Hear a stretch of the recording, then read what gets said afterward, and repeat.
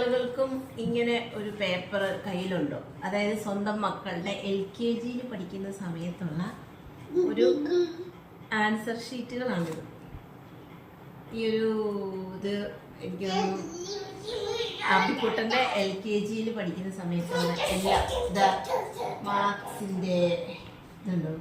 ഇതേപോലെ തന്നെ ആയിരുന്നു കേട്ടോ അവൻ എല്ലാ ക്ലാസ്സിലും. ഇപ്പൊ കുറച്ച് ഉഴപ്പാണ്, എന്നാലും ഫുൾ മാർക്ക്.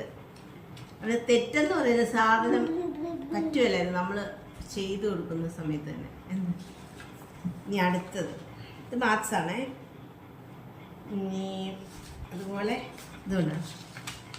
എല്ലാ അമ്മമാർക്കും ഇങ്ങനെ ഒരു മെമ്മറീസ് ഉണ്ടാവുമോ കയ്യിൽ? ഞാനിങ്ങനെ സൂക്ഷിച്ച് വെച്ചിട്ടുണ്ട് എല്ലാ ആൻസർ ഷീറ്റുകളും എല്ലാ ക്ലാസ്സിലും. ഇപ്പം 9th അവന് ഇതുവരെയുള്ള 8th വരെയുള്ള എല്ലാ പേപ്പറുകളും എൻ്റെ കയ്യിലുണ്ട്. ഞാൻ അത് മൊത്തം എടുത്ത് വയ്ക്കണമെന്ന് വിചാരിച്ചു. അവനെ ഫുള്ളെടുക്കല്ലേ. പിന്നെ ഇതേതാടാ വിഷയം?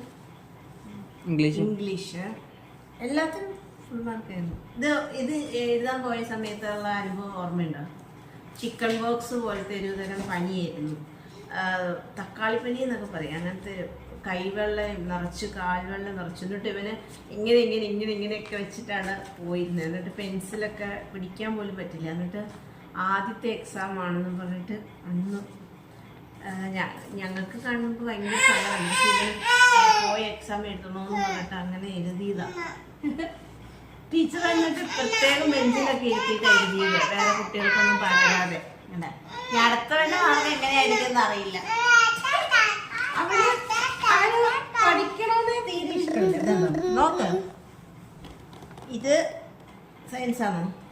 സയൻസ് അല്ലേ? GK. ഇത് ഇംഗ്ലീഷ്. എല്ലാത്തിനും 50 out of 50 ഉണ്ട്. എല്ലാ ക്ലാസ്സിലും അങ്ങനെ തന്നെയായിരുന്നു. പക്ഷേ ഇതൊന്നും അല്ല. ഇനിയിപ്പോൾ 10th ആണ്. നമുക്ക് 10th ഇപ്പം 9th. ഇനി 10th നമുക്ക് ഇതേപോലെ മാർക്കൊക്കെ കാണണം. ഇതുണ്ടോ? പിന്നെ മലയാളം